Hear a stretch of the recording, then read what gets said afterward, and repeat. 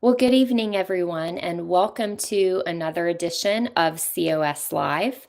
I'm Rita Peters. I'm your host tonight. I'm the Senior Vice President for Legislative Affairs with Convention of States Action, and I'm going solo this evening. You know, it was such a busy legislative week for Convention of States last week. We brought you several special editions of COS Live to stream those events last week, with one exception. Producer G was off filming a town hall in Idaho when the Wyoming Senate debated our Article 5 application. So we are going to stream that replay for you today. In case you missed it, on Thursday morning, a Wyoming Senate committee had Mark Meckler back to testify and rebut some allegations made against our movement in a previous hearing. And then the committee voted 3-2 to advance our resolution. That same evening on Thursday, the Wyoming Senate debated and voted on our resolution on the floor.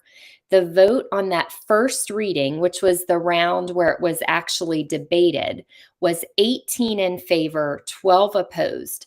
So we passed the debate round, but we still had 2 more votes left in the Wyoming Senate to get to final passage in that chamber. On Friday, we passed on second reading by a voice vote with no objections. And then just this afternoon, we achieved final passage in the Wyoming Senate. Now our application will make its way through the House side of the Wyoming legislature for final passage in Wyoming. So the question on everyone's mind is, will Wyoming be the 20th state to join the movement? Stay tuned. Until then, let's watch some history in the making as we catch you up on this debate of the Wyoming Senate on the Convention of States Action's Article 5 application. Senate Joint Resolution 11, Convention of States, sponsored by Senator Larson. A joint resolution requesting Congress to call a convention for proposing amendments to the United States Constitution as specified. Was referred to Committee Number 7, which returned a committee recommendation that it do pass. Ayes, Senators Barlow, Boner, and Case. No, Senators Landon and Scott. Senator Case, Chairman.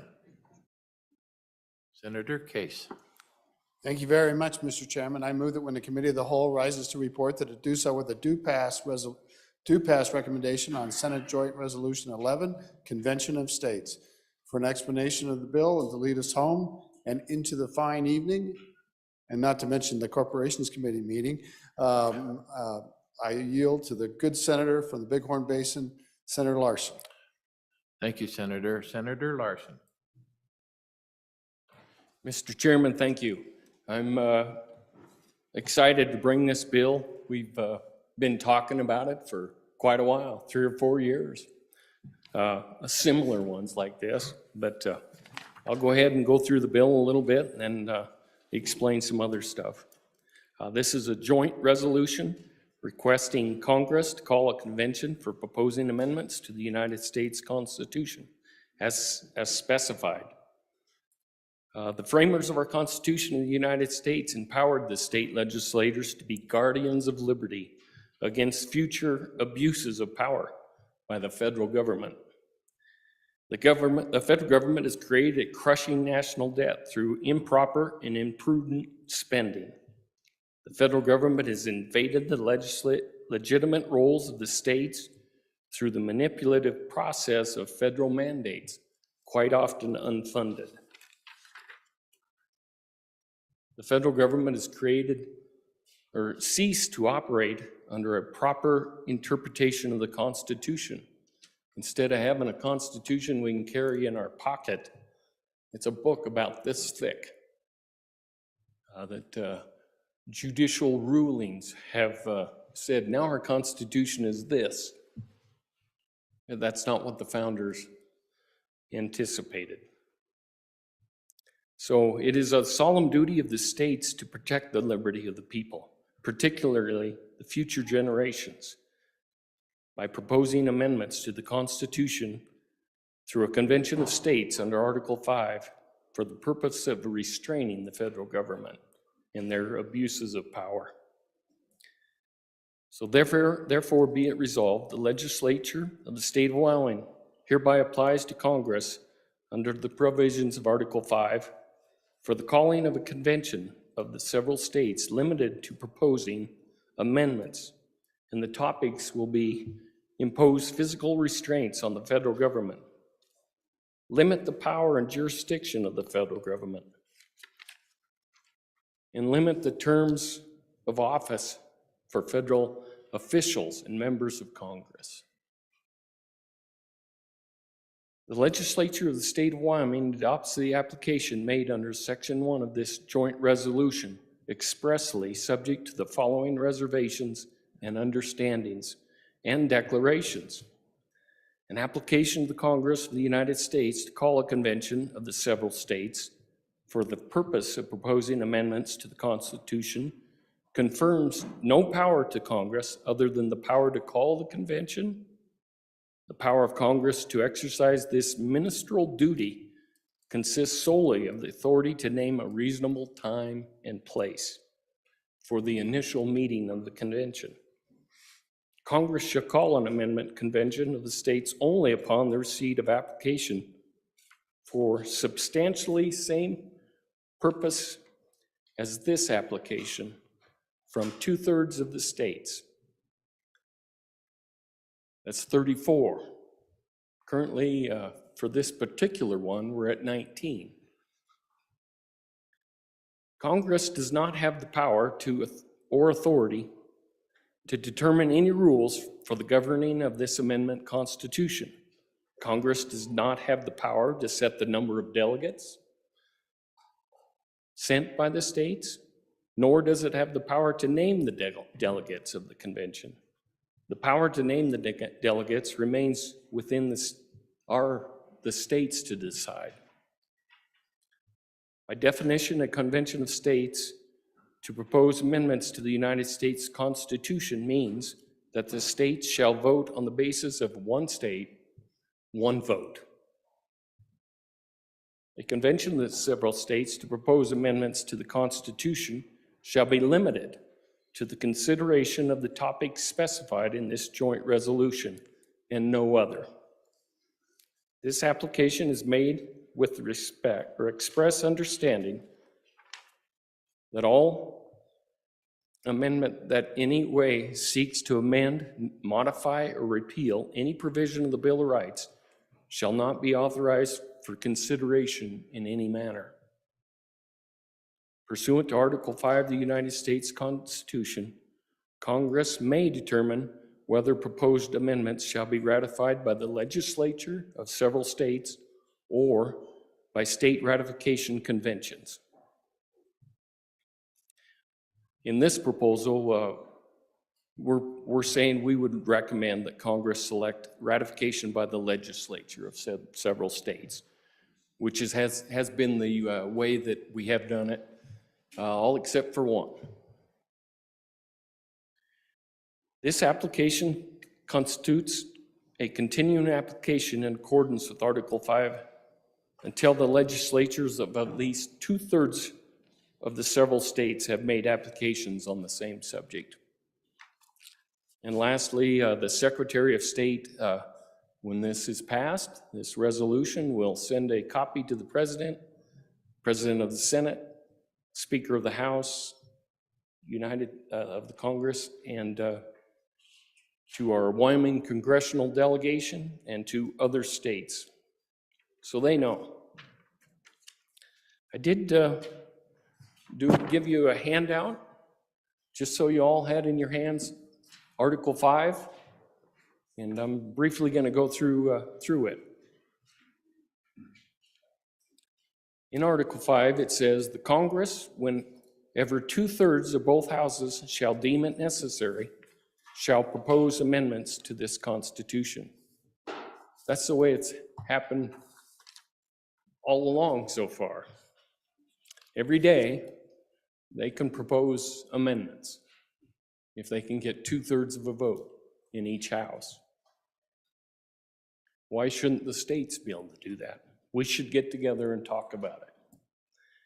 It also says the Congress, on the application of the legislatures of 2/3 of the several states, shall call a convention for proposing amendments. That's all they can do. They can't tell us how we're going to act, what the rules will be, who will go, or anything. They can just tell when the date is and where. And then the rest of it says which in either case shall be valid to all intents and purposes as part of this Constitution when ratified by the legislatures of 3/4 of the several states or by conventions of 3/4 of the states. If you go down a little bit further, the Constitution's grants of power to various assemblies, Congress, state legislatures, federal and state conventions are as follows. And I think I've already gone through them, but I'm going to go through them again. It gives authority to 2/3 of each house of Congress to propose amendments. Like I said, every day they can do that. It gives the authority to 2/3 of the state legislatures to make an application for a convention for proposing amendments. It gives the authority to Congress to call the convention. It gives the authority to the convention for proposing amendments. So when you get at this convention, it'll be big. It'll be the nation will be watching. The state that gets it will be going, yeah, there's a lot of money coming in here. All the people will be there to watch. But at that convention, that's where the proposals will be made. Authority of the Congress to decide whether ratification shall be by state legislatures or conventions.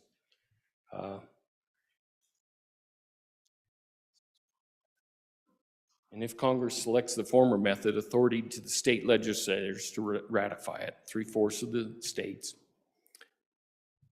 And then also if the state if it's by a ratifying convention. On the back page, I'd like to go to the statutes that we passed in 2017 to limit our delegates when they do go to these conventions. I know this is a big topic for many of you and of a concern. But quite a few of us were here when we passed this, I think. Item A, no delegate shall have the authority to vote to allow consideration of or to approve an unauthorized amendment for ratification to the United States Constitution. Any delegate shall be directed to vote for procedures and rules mandating that the convention remain a convention of states where each state is represented by one vote. Any vote made in violation of subsection A and B of this section shall be null and void, and the delegate making the vote shall be immediately recalled and replaced. In Part D, it says each delegate shall be required to take the following oath. I think I'm going to go ahead and read it to you. I do solemnly swear to affirm that to the convention, to the best of my abilities, I will, as a delegate or alternate to an Article 5 convention, uphold the Constitution and the laws of the United States of America and Wyoming. I will not vote to allow consideration of or to approve any unauthorized amendment proposed for ratification to the United States Constitution. I understand and accept any penalties that Wyoming law may impose on me for violate this oath. Sections E, it says any delegate who violates the oath shall be guilty of felony punishable by imprisonment for 5 years or a fine not more than $10,000 or both, and shall be ineligible to serve as a delegate, and any certification of the delegate shall be null and void. And then at the end it says, the Secretary of State shall notify the President of the Wyoming Senate and Speaker of the House in writing of the need to assign delegates when we get to the 34 states. The members of the Senate shall elect 3 members of the Senate to serve as delegates, and the members of the House of Representatives shall elect 3 members of the House to serve as delegates. So that gives you an idea of how we'll go about that.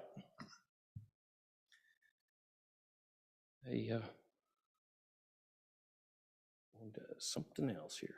I got to find it. I do want to say, as I walk these halls and look at all the old pictures that are out there, I quite often wonder how our forefathers would have dealt with this. And it's interesting to find that our state took this on when they had issues with our federal government and the power they're taking away from us. And they weren't fearful. They jumped right out there and said, we don't like it. And in fact, in 1939, we had proposed an amendment that we wanted to talk about, or a proposal on income tax and on the limit of income tax. In 1959, we proposed that we wanted to talk about limiting federal powers. We're kind of doing that right now. In 1961, we had a balanced budget amendment that they wanted to propose. At that point in time, they knew the federal government was out of control then, spending money. We're $31.5 trillion in debt. Can't even imagine that. That's $31.5 million. Don't even know what that is. In 1979, we proposed a balanced budget on emergencies. In 1963, we wanted to talk about the Supreme Court and review some of the decisions they had just recently made. And also in 1963, we had a couple other ones. We wanted to talk about the apportionment of legislatures.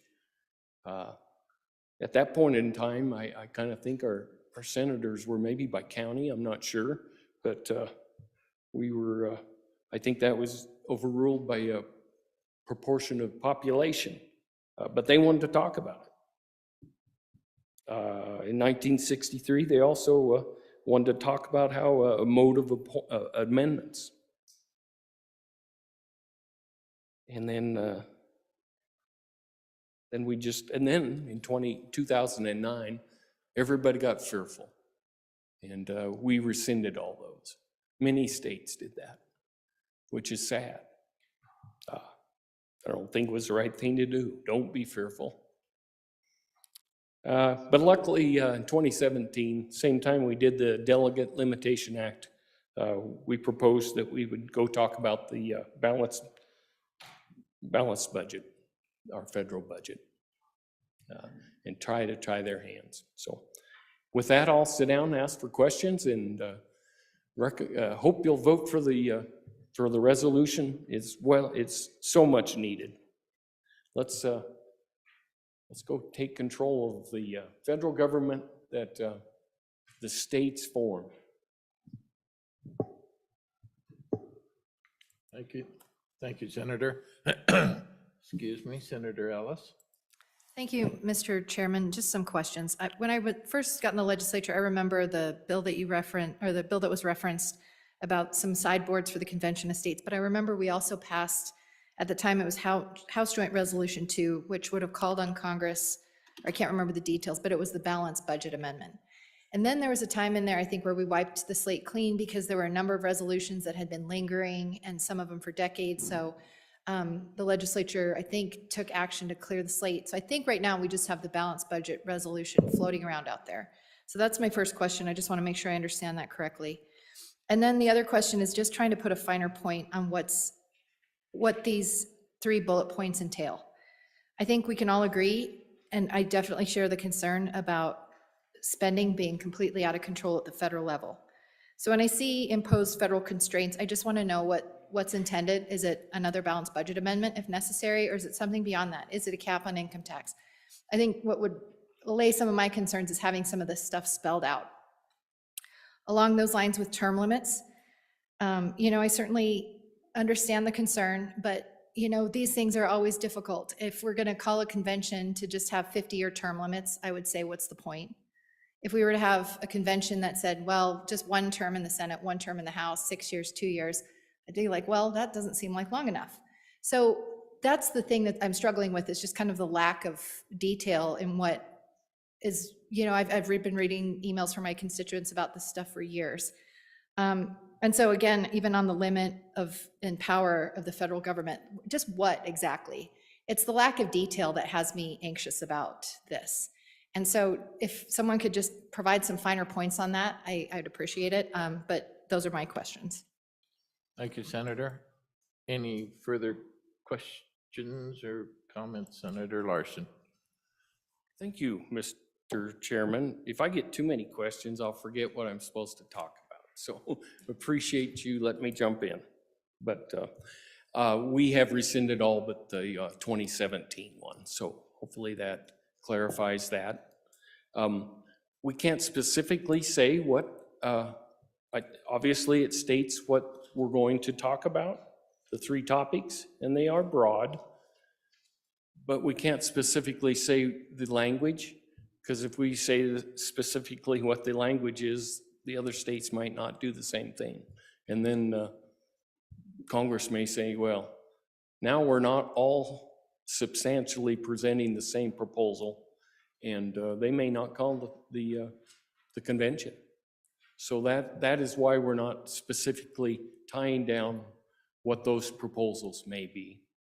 We did have a simulated convention, and I was lucky enough to go to it in 2016. And we were only there for a day and a half, I think, to discuss in committees. We were divided up and were sent to the certain topics. And here are some of the just short versions of some of the ideas that came out. The public debt shall not be increased except upon a recorded vote of 2/3 of each house of Congress. That might be a good thing to have. At least you'd know how your congressman voted.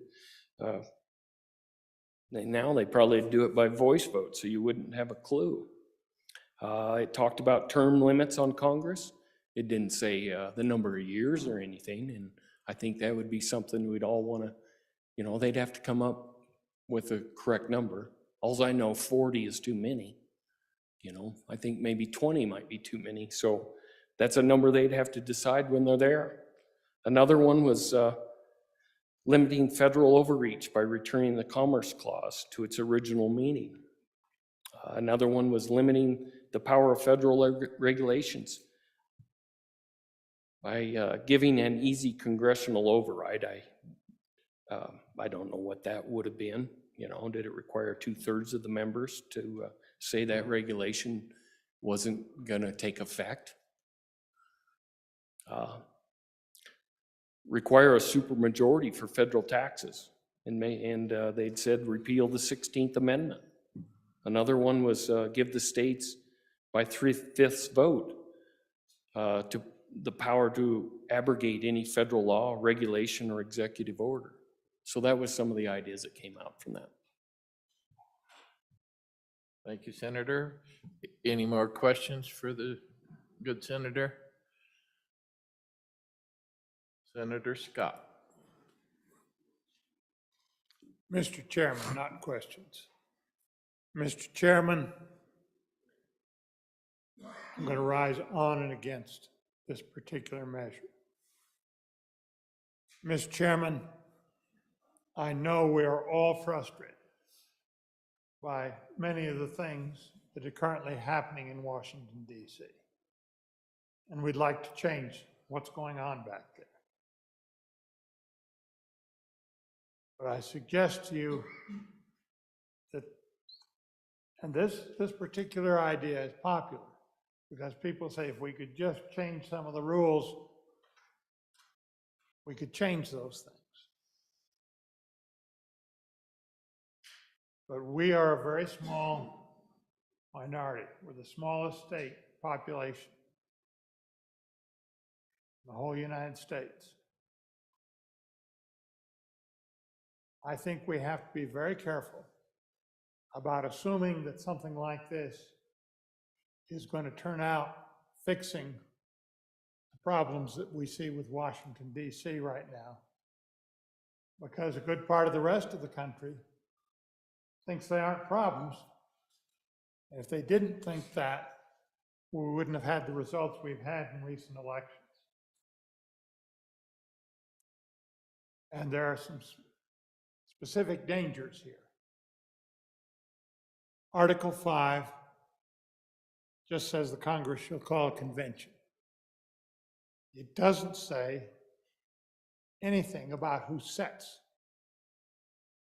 the rules under which that convention proceeds, how many delegates there are, whether you vote by states or delegates, or where the convention is going to be. Obviously, if you're going to call a convention, you've got to set some parameters, including when and where it's going to meet. And I am powerfully afraid, Mr. Chairman, that if this comes at a time when people we don't happen to agree with are in power in Washington, D.C., they may go from just specifying when and where to, okay, the delegates, number of the votes will be by delegate, not by state. The number of delegates will be proportional to the population of the state. That would leave us and some of our brethren outnumbered and marginalized. Or they might compromise that. You got two houses back there and they might have to compromise. They might say there'll be the same number of delegates as there are electoral votes. That wouldn't be quite as bad for us, Mr. Chairman, but it still would be very likely to produce something very different than what we're hoping for. The original Constitutional Convention worked and succeeded for a couple of reasons. One was the Founding Fathers had a profound understanding of human nature, of how politics in the world really works, and fashioned a document that took into account both human strengths and frailties, and did it in a very masterful fashion. I doubt we would ever be able to duplicate the wisdom that assembled in Philadelphia back in 1787, was it? Way back then. But also, they had the advantage, Mr. Chairman, if you can call it advantage, but it was politically. The Articles of Confederation were an obvious failure, and everybody knew it had to be changed. We're not an obvious failure. This is the most successful country in the world because our political system is the most successful, and it's grounded in the Constitution we have right now. Mr. Chairman, I think the ills we have, and we have considerable with what's going on, are best resolved by the political process leading to the next elections. And those will result, the way our system is structured, in compromises. They may well be different from what we've got now, but I think that's a much safer way to proceed than to try to rewrite the rules that have made this country the most successful in the world. Mr. Chairman, on and against this bill. Senator Bouchard, and then Senator Case after that. Chairman, I just want to ask some tough questions because Congress actually knew that they could take some power, and in the 70s they ran legislation called the Federal Constitution Convention Procedures Act. And when you look at that, and I don't think it passed, so that's one thing we can say. I think they put it out there. But one of the things to look at would be a state like the Live Free or Die state, which has 400 members in their House. 400 members. And what the struggle here is, do you think 400 members in that state are going to send 3? You know, comparable to our 3, or 6, I'm sorry, 6, 3 from each house. I think 400 members in the Live Free or Die state are probably going to want to send at least 50 people. I can't tell what that formula was they came up with in that legislation, but what I will tell you is the Golden State in their formula had 55 delegates. So it sounds like it's all easy when we start talking, hey, we're going to pick 3 from the Wyoming House and 3 from the Wyoming Senate. But these people have already thought about this. They've already thought, well, wait a minute, we're not going to let them have the same amount of votes as we have. So that's something that needs to be discussed, and how, if we even move forward and they change all those rules, what are we going to do? Go there with 6 people and try to fight hundreds?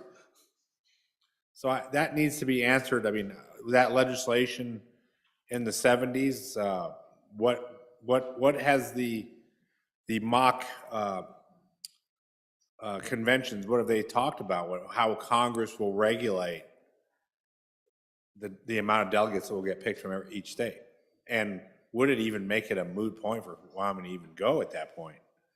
You know, even if we take these numbers from the 70s, 55 from the Golden State, like I said, I can't nail down a number from the Live Free or Die state, but when they have 400 members just in their house, I'm sure they're not going to want to pick 6 people like we have in our rules.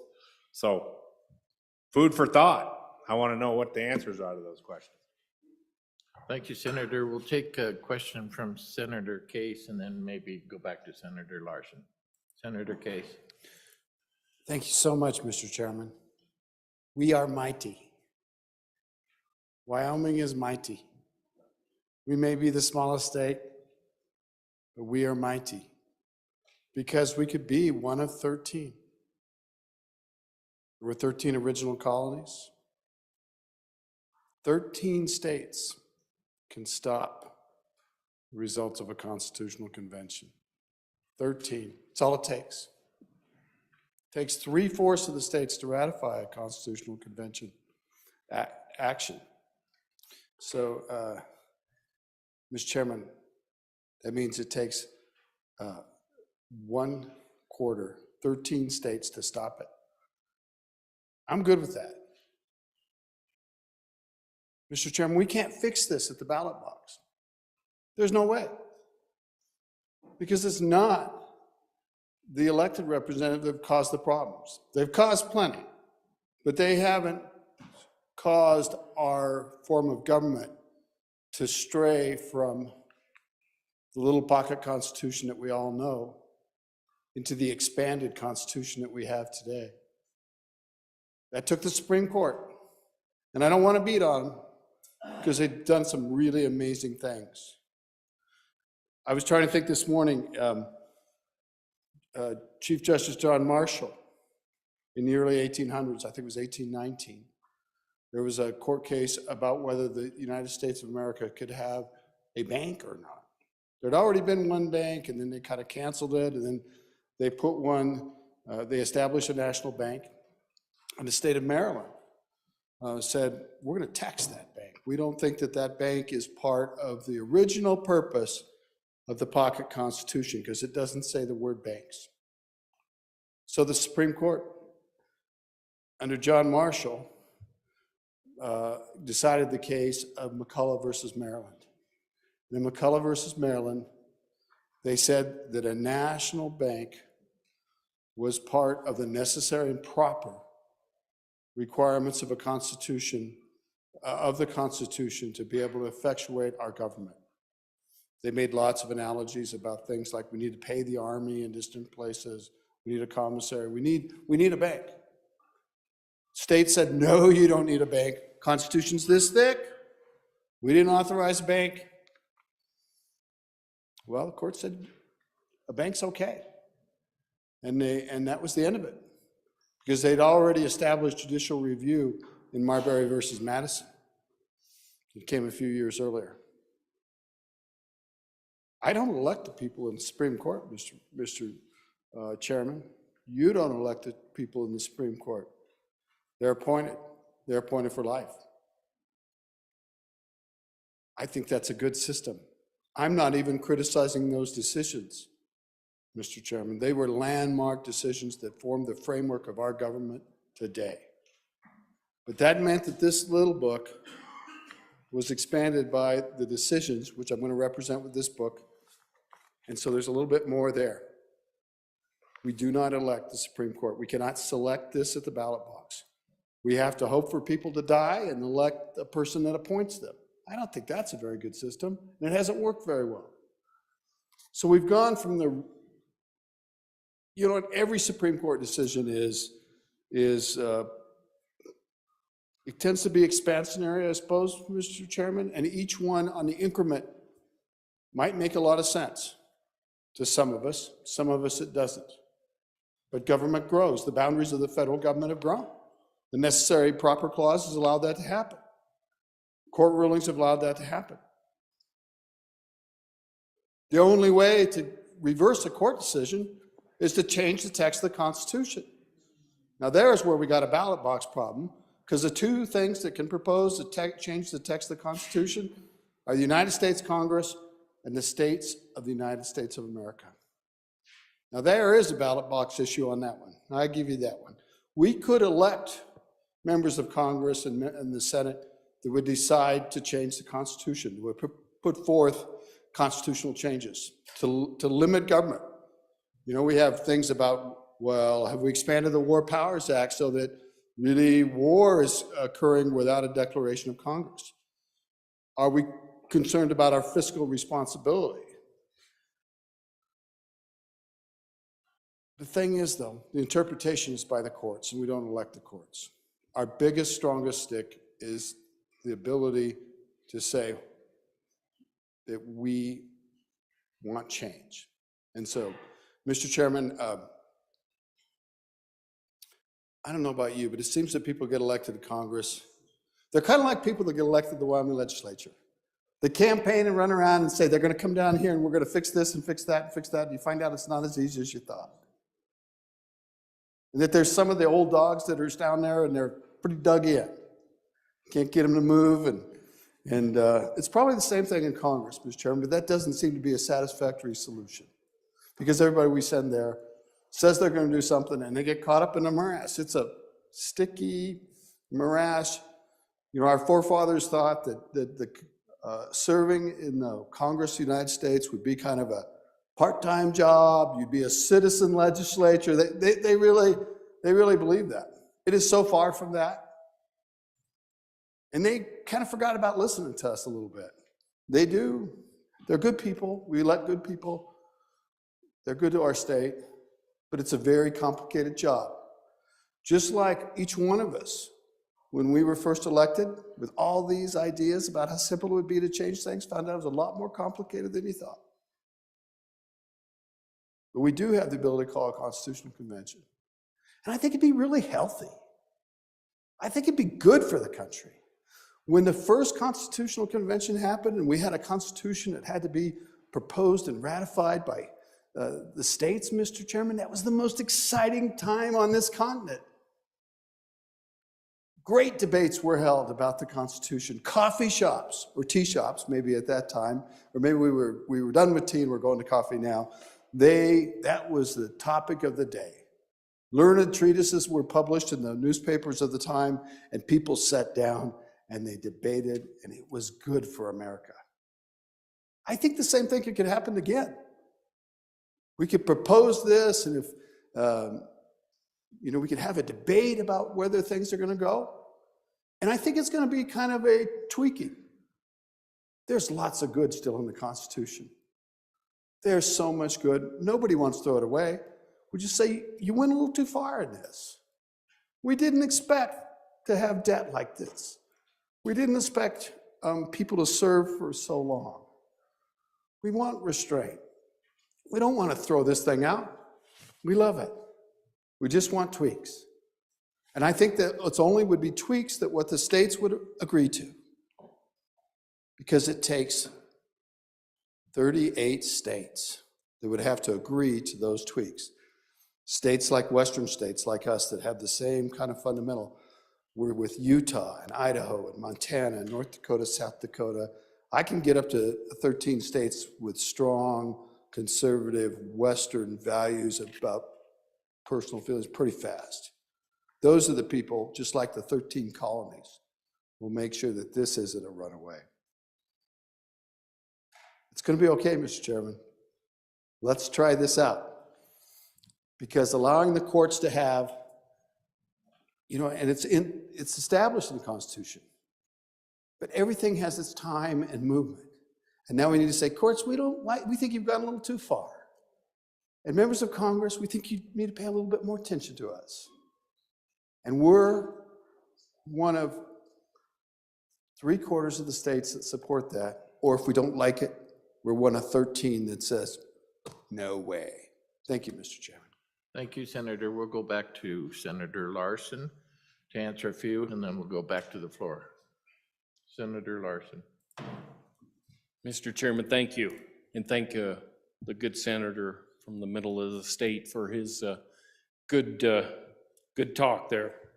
This is, we need to go forward. We don't need to be fearful. I think of this convention of states. It's not a convention of delegates. It's a convention of states. The states are calling it. We need to go forward and not be fearful of the convention. We need to be fearful of where our nation is headed right now. How much longer can we last at just unlimited spending? When are we going to take it and say, you can't do that anymore? Somebody's got to pay for this. Our grandkids, our kids, who knows?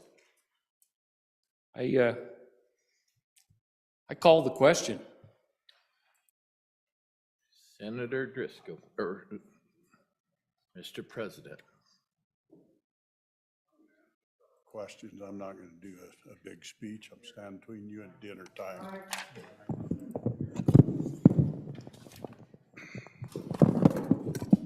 So we've had a lot of fear out here and a lot of talk about what ifs and what nots. The good colleague from Bates Creek, one from down here in this country, we talk about, what about someone tries to bring 400 people? Let's talk about what Article 5 says. It says each state gets one vote. You can bring as many as you want. Bring them all, but you get one vote. Each state gets one vote. Congress can't change that. The Constitution can't change that. It says each state gets their vote.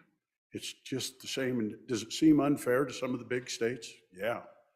Guess what else seems that way? You ever heard of the Electoral College? Ever wonder why Wyoming gets 2 senators and everyone else gets more because of the population?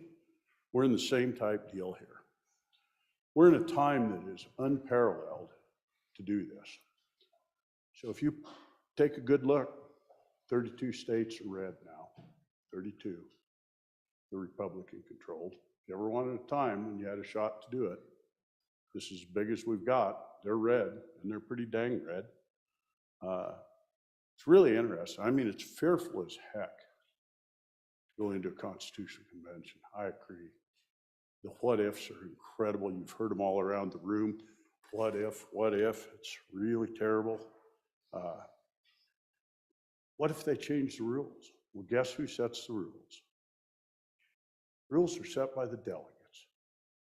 Each state gets one vote to do the rules. If you don't like it, you walk away. We've been through all of that. So my end is this. You have to understand we get one vote, so do the big states.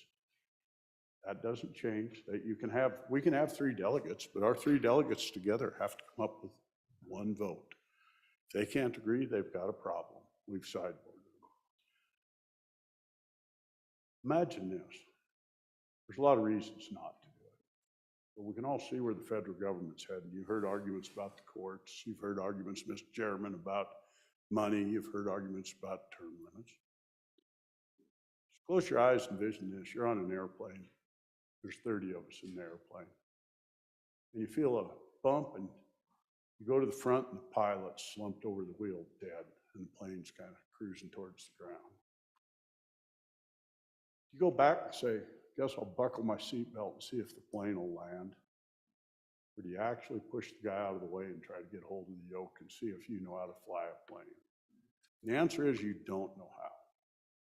And you've got a reasonable chance of crashing and killing all the rest of you. One thing's a guarantee. Go back and buckle your seatbelt and I'll tell you what the result will be. You're all going to be splattered on the ground. Not taking any action is the worst action you can take. That's the worst action you can take because you know what the results are.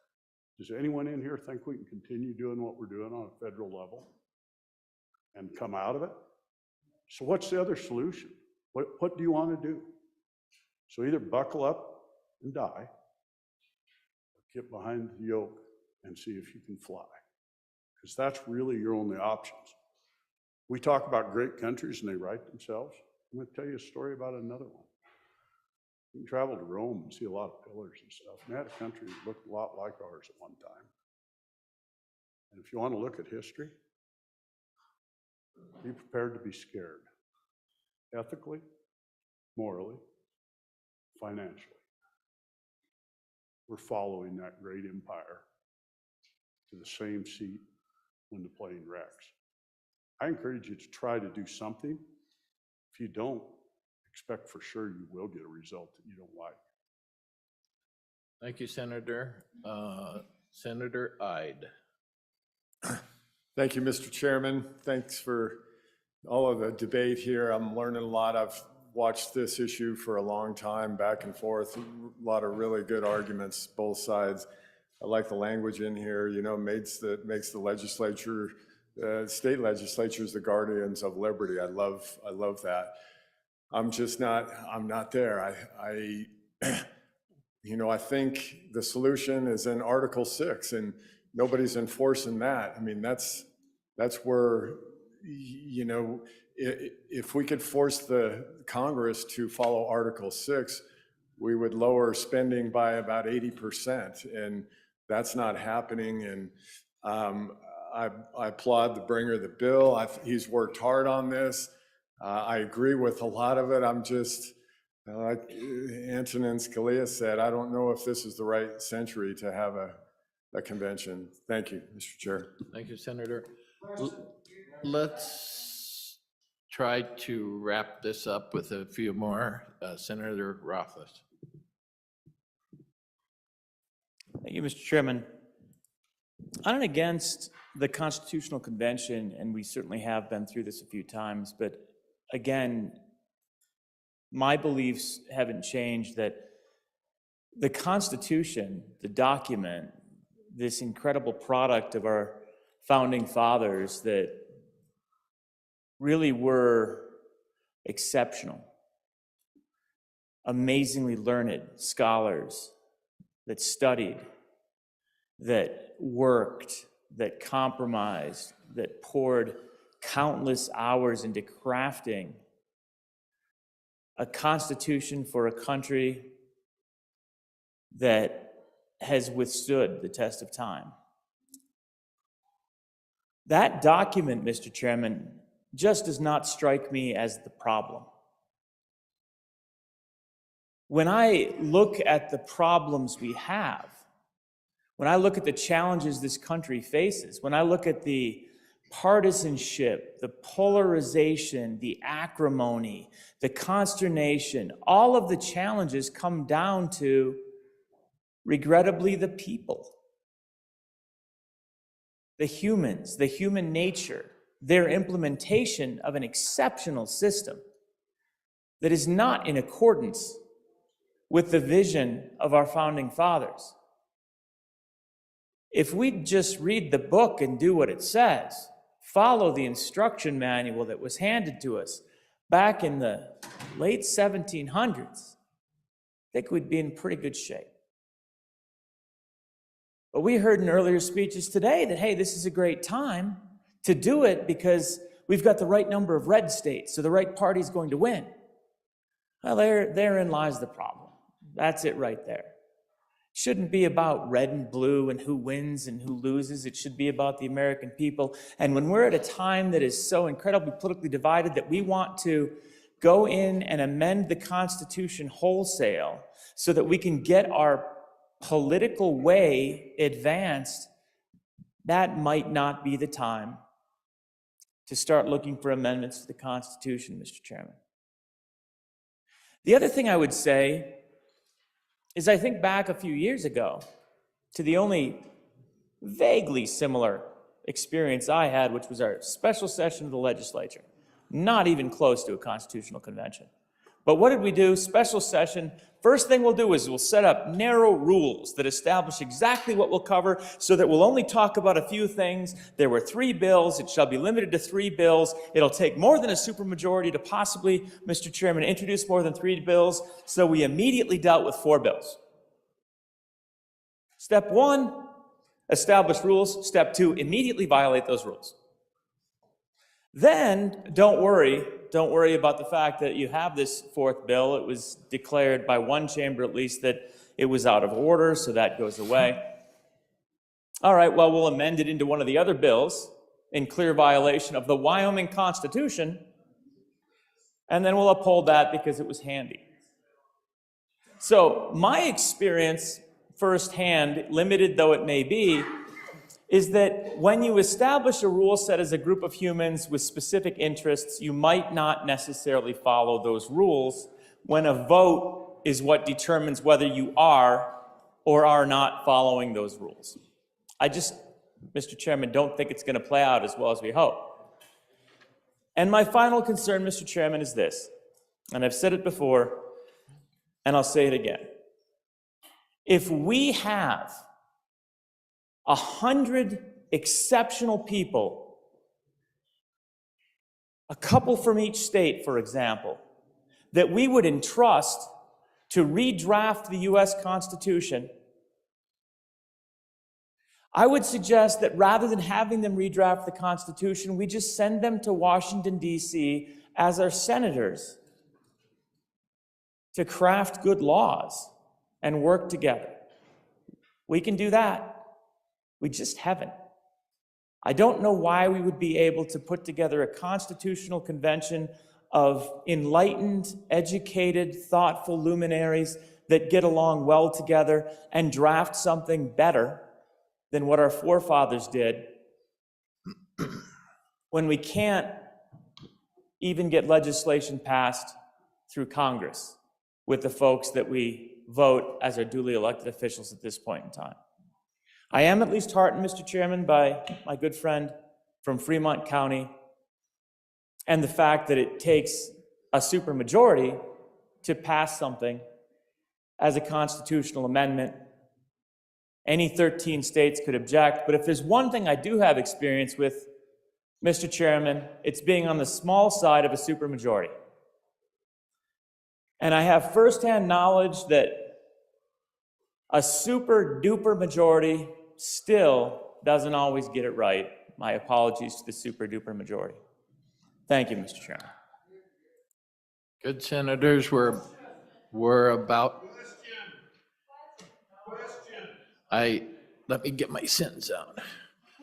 Good, senators that are not on the floor, if you want to vote on this, I welcome you back into the chamber because we're going to vote on this. So the question being called, all those in favor of Senator Case's motion that when the committee of the whole rises to report, that it do so with favorable recommendation of Senate Joint Resolution number 11, please say aye. Aye. Those opposed, no? No. Stand up if you are an aye, please.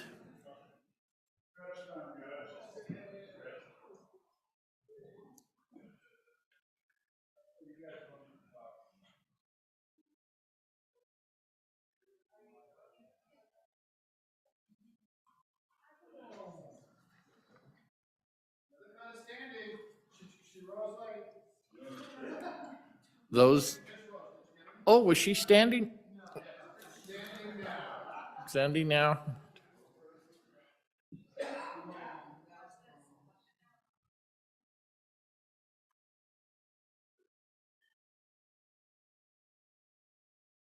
Those that say no, please stand.